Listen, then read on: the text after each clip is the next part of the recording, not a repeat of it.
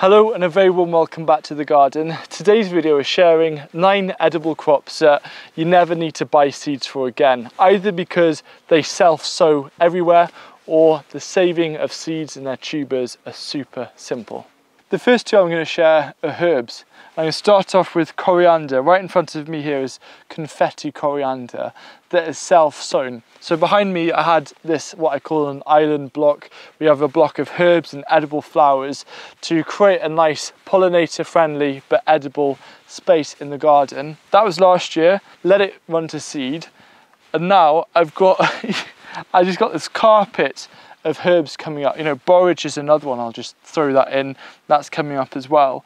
But coriander, one of the easiest things you can do is just let it grow, let it seed, do nothing, let it die down normally, and every year you're going to get a massive crop coming up, and it's that simple.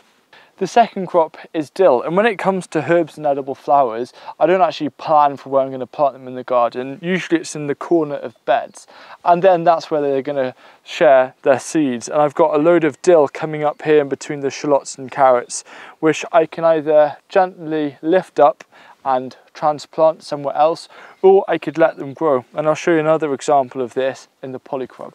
So in the polycrop, we had some dill just growing at the top, and now somehow it's managed to spread itself all over the place. We've just cleared a massive one to make space for tomatoes. Nothing was planted or sown here. This just came up, and you can see how effective it is at spreading itself far and wide. I'm going to throw in some other bonus crops into this video because so many things do self-seed and spread like crazy. For example, these nasturtiums, none of these were planted. These have just grown from what has fallen, all of their seeds that have fallen into the soil. And again, you can either save the seeds or wait for next year and pot on any that are growing. The next edible crop is tomatoes. Now, tomatoes self-pollinate, and it's really unlikely for them to cross-pollinate in a setting like this unless there's quite an adventurous bee. So what you can do is grow blocks of tomatoes, and actually the easiest way to do it is to let those tomatoes fall on the ground and don't pick them up. And what you're going to get next year is tomatoes sprouting in all those different areas. So one of the places we've got where there were cherry tomatoes, we've got a forest of mini tomato seedlings coming up. There's another tomato seedling coming up here, and this is where the cucumbers were. So again, it's another crop that will, if you're not careful, pop up everywhere. Now, if you'd like to label everything and know for sure what is grown, but you have all of these volunteer tomato plants coming up, what you could do is pot them on and give them away as a lucky dip tomato and let people experience the joy of not knowing what they're going to grow until it starts fruiting. The next edible crop is a flower. It's calendula, and that's another one that will just self-seed everywhere, especially if you stop deadheading it towards the end of summer, early autumn, and just let it live out the next month or two and clear the plants. You will always get loads coming back. In fact, a few beds behind me, I've planted a whole row of calendula using seedlings that have self-sown and popped up. The next crop is peas. This is something that you don't actually allow to self-seed and drop on the ground because rodents and birds love peas. However, they are, in my opinion, the easiest vegetable crop to save seed from. For example, these here are Llanover peas, a Welsh pea variety that I have saved seeds from. This is 2019 seed, and I'm still getting this kind of results. So peas rarely cross-pollinate. So if you really enjoy a certain variety or you've got a really rare pea variety, save those seeds and carry on growing them for forever. Another legume that you can easily save seeds from are runner beans. All you want to do is let the pods turn brown on the plant and then take the beans out and dry them on a windowsill for a couple of weeks, and then you got your seeds to plant. And there are many stories that I continuously hear of people growing runner beans from the exact same seed stock that their grandfather used to grow.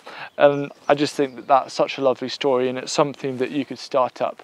And also right in front of me here is a lot of dill plants starting to also self-sow and grow. So the next example is Trussum artichokes, also known as sunchokes, and we're here in our new mainly experimental growing site. It was just a field around 3 months ago, and all of these Trussum artichokes have come from spare tubers from the main garden. We grow them in the shadiest part of the garden, just a small strip at the end of a raised bed, but these are all of the spare tubers that come from that. And we've been growing from the same initial batch of tubers, just duplicating and replicating for over 15 years. We haven't had to buy any tubers since. This is ultimate free food forever. And literally all you do as you're harvesting your Trussum artichokes is just leave one tuber in the same place a plant was, and it will continue growing every single year. Following on from Trussum artichokes are oca, also known as New Zealand yam. These, they're like potatoes, which is another one as well. If you forget to harvest some of them, they're always going to grow back. And this is evidence of them. I've got a few plants that are growing. Oca is actually really easy to save over winter. They rarely rot, provided that you keep them in a dry, dark, cool place, and then you can keep on sowing them. So all of the oca that we grow here in this garden comes from a single batch of tubers that we got around 5 or 6 years ago, and you can see an old video on my channel about that. Now another crop here isn't strictly seeds, but it is cloves, and it is how you start the plant, and that is garlic. It's one of my absolute favorites, and it is really easy to grow using your own seed stock or your own cloves. All you need to do is harvest it. Usually that's in July. You cure the bulbs. You don't need to store them really properly, because come October that same year, you then plant them again, and then you repeat that pattern every single year, and that means you can be self-sufficient with your garlic. Now we're just looking at garlic, and if you're feeling a little bit impatient and you're missing your own garlic, there's actually a way that you can harvest it this month, and this video will show you exactly that harvest and some fun ideas to enjoy it in the kitchen as well. I promise you every gardener needs to know about this.